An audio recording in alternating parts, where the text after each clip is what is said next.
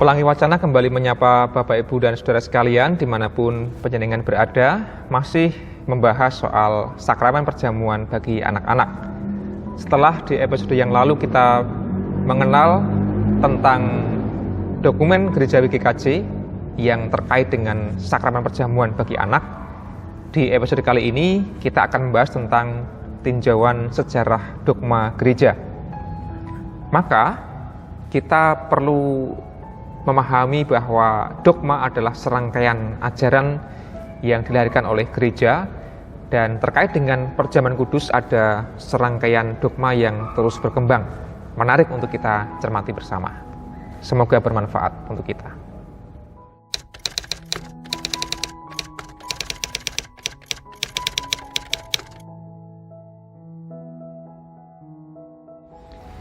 Ya, dogma gereja terkait dengan perjamuan kudus bagi anak-anak itu lahir sejak kapan? Tentu pertanyaan yang tidak mudah dijawab. Tetapi rata-rata dari referensi yang ada, sejarah dogma terkait dengan perjamuan kudus bagi anak-anak itu bisa dilacak pasca biblis. Artinya pasca zaman penulisan Alkitab itu sudah selesai. Kurang lebih sekitar abad yang kedua. Nah, untuk zaman Alkitab atau zaman Biblis tentu akan ada ulasan tertentu, tinjauan Alkitab atau tinjauan Biblis terkait dengan perjamuan kudus bagi anak-anak. Tapi, kita tahu bahwa dogma gereja lahir pasca zaman Alkitab itu. Termasuk bermula dari gereja perdana atau gereja mula-mula.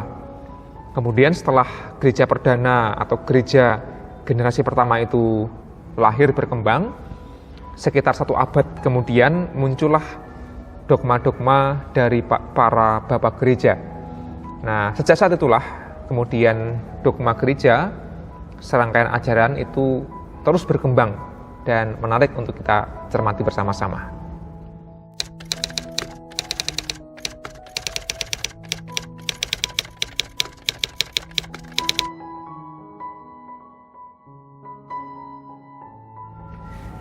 Jejak-jejak dogma awal terkait dengan perjamuan kudus bagi anak itu bisa dirunut mulai dari abad kedua sampai dengan abad yang keempat. Minimal ada 2 tokoh yang menjadi tonggak pembahasan kita. Yang pertama adalah bapak gereja yang bernama Clement dan Alexandria pada tahun 159 sampai kurang lebih 210 Masehi.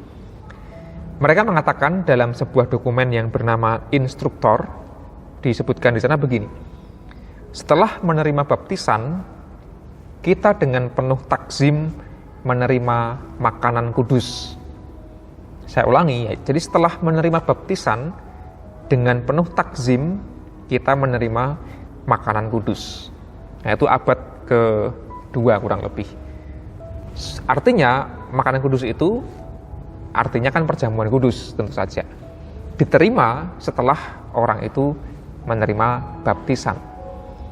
Tidak disebutkan memang berapa usia anak yang dibaptis dan ikut perjamuan, tetapi di sana ditunjukkan bahwa syarat untuk menyambut perjamuan kudus itu yang penting sudah dibaptis. Itu kata Clement dan Alexandria. Yang kedua, tokoh yang sangat terkenal bernama Agustinus yang hidup di abad yang keempat. Dia menulis dalam dokumen yang bernama Liturgi Konstitusi Apostolik kalimat yang panjang yang menggambarkan situasi ibadah serta perjamuan pada gereja waktu itu. Begini bunyinya: biarkan ibu-ibu menerima anak-anak mereka. Jangan ada orang yang datang dalam kemunafikan. Mari berdiri tegak di hadapan Tuhan dengan takut dan gentar. Berbarislah mengikuti uskup, penatua, diakon, pembaca, penyanyi, pertapa, kanak-kanak, dan mereka yang lebih tua. Terdapat kesetaraan yang sama bagi rahmat ilahi. Mereka kanak-kanak, namun mereka menerima sakramen-sakramennya, berperan di mejanya. Nah, menarik Bapak, Ibu, dan Saudara, ketika Agustinus menggambarkan bahwa orang tua harus menerima anak-anak mereka, jangan munafik begitu.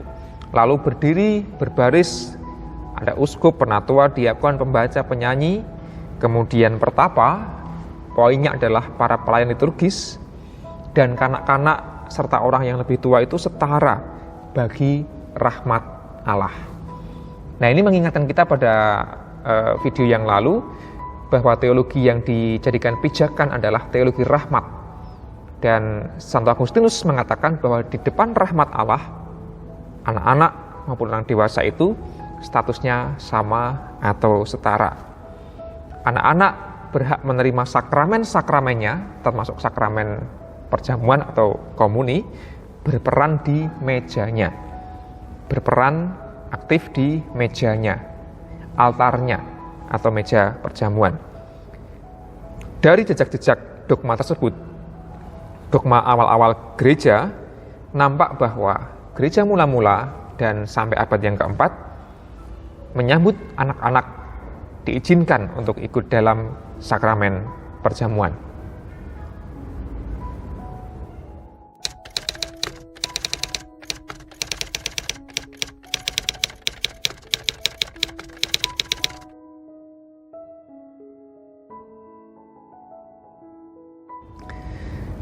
Jadi sejak gereja lahir, gereja perdana sampai abad keempat itu anak-anak cenderung diizinkan untuk ikut dalam sakramen perjamuan.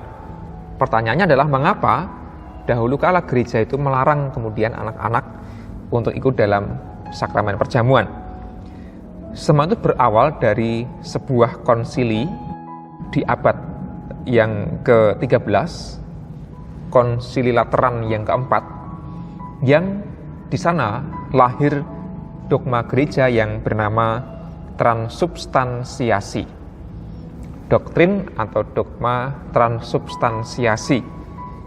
Intinya adalah keyakinan bahwa ada perubahan substansi roti menjadi tubuh Kristus dan substansi anggur itu menjadi darah Kristus. Karena kuasa sabda Kristus, kuasa Roh Kudus melalui imam atau pastor atau romo yang melakukan konsekrasi atau ritual pengudusan dalam komuni, dalam perjamuan kudus. Inilah tubuhku untuk hosti, inilah darahku untuk cawan atau anggur itu. Nah, ketika konsekrasi itu kemudian dihayati bahwa substansinya itu berubah menjadi sungguh-sungguh tubuh Kristus, sungguh-sungguh darah Kristus. Doktrin ini berkembang sampai sekarang di gereja Katolik tentu saja. Tentu pembahasannya sangat luas, tetapi pemahaman sederhananya adalah seperti yang tadi itu Bapak, Ibu, dan Saudara. Nah, dogma atau doktrin transubstansiasi itu berimplikasi pada sakralisasi atau pengudusan atau penyucian yang berlebihan atas roti atau atas anggur perjamuan.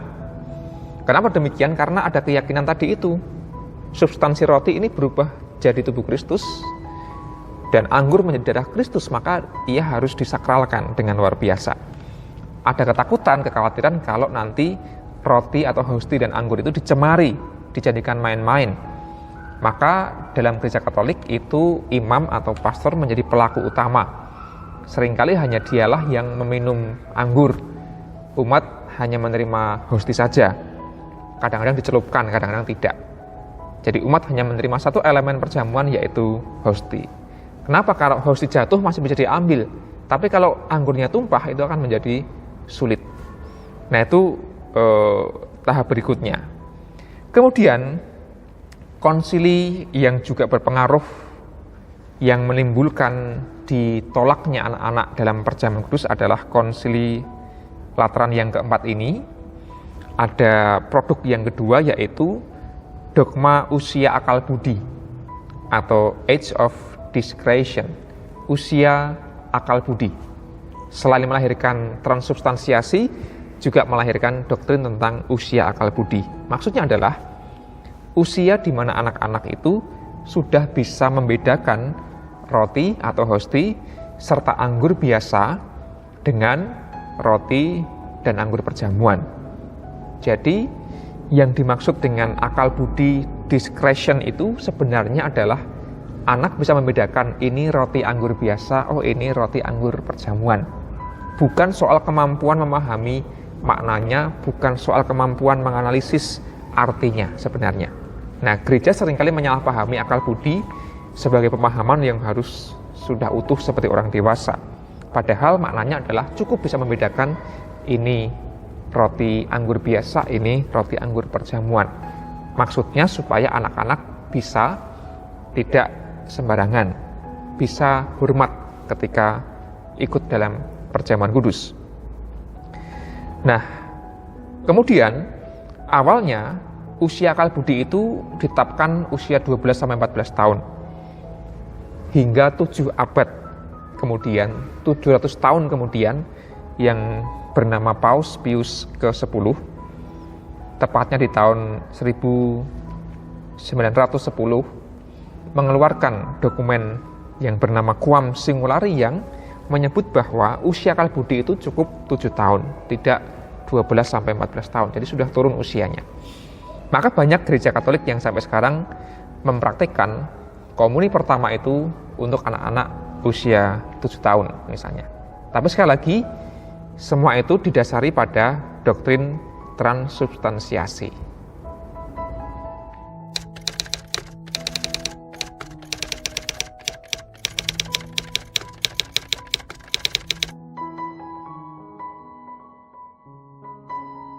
Lalu bagaimana dengan dogma dari gereja Protestan? Itu pertanyaan yang menarik, karena kita adalah gereja Protestan. Tentu ada 2 tokoh besar yang perlu kita rujuk di saat kita bicara tentang dogma Protestan, terutama juga terkait dengan perjamuan kudus bagi anak-anak. 2 tokoh itu tentu saja adalah Martin Luther dan Johannes Calvin.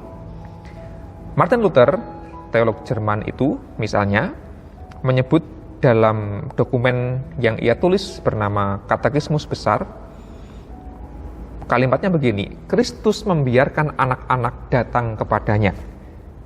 Jadi basis teologi Luther adalah Yesus yang mempersilahkan anak-anak datang.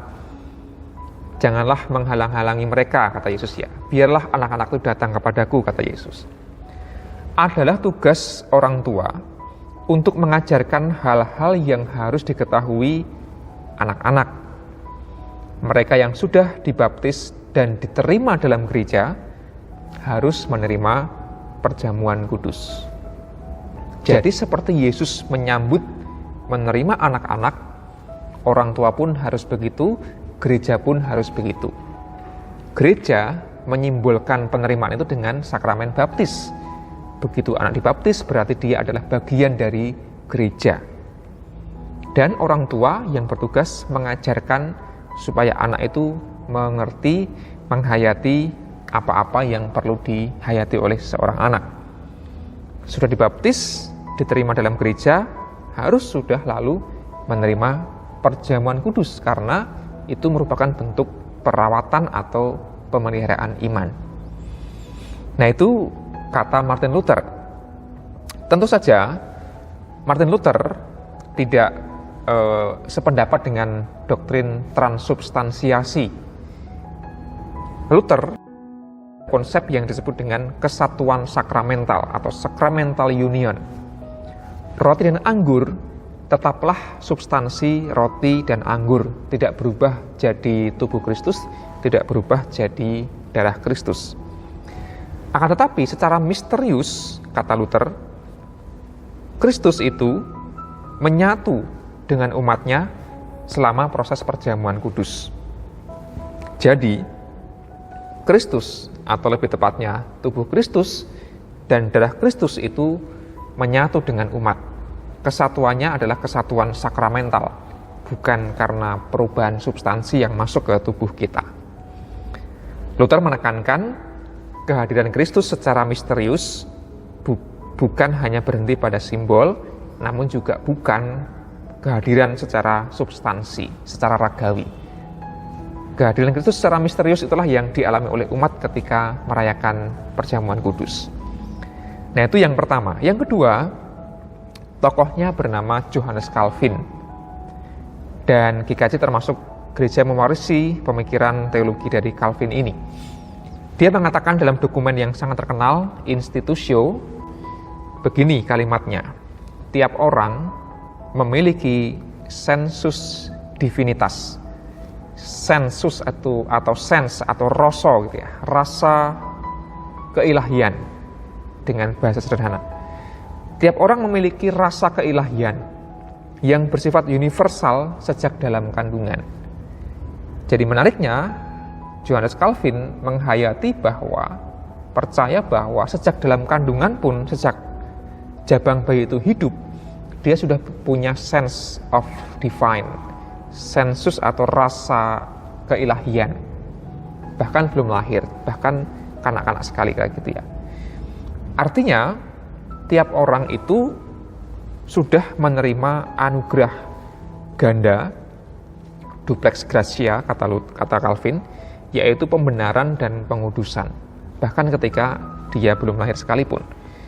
Nah, terkait dengan keselamatan, Calvin berfokus pada rahmat Allah, bukan pemahaman kognitif. Sejak manusia itu ada, dia sudah menerima rahmat Allah, gratia dari Allah, bahkan bersifat duplex, bersifat double, bersifat ganda.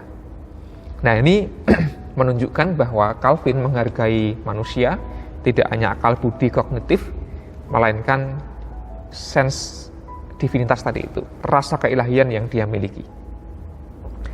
Nah, Calvin mengambil pendekatan yang lebih simbolis. Ia percaya bahwa roti dan anggur tetaplah roti dan tetaplah anggur, bukan transubstansiasi tentu saja.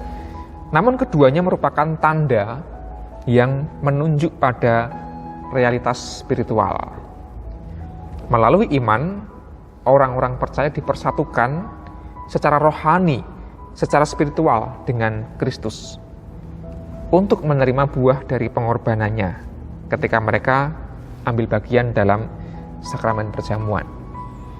Kalau Luther tadi menekankan misteri Kristus yang hadir, kalau Calvin menekankan persatuan secara rohani.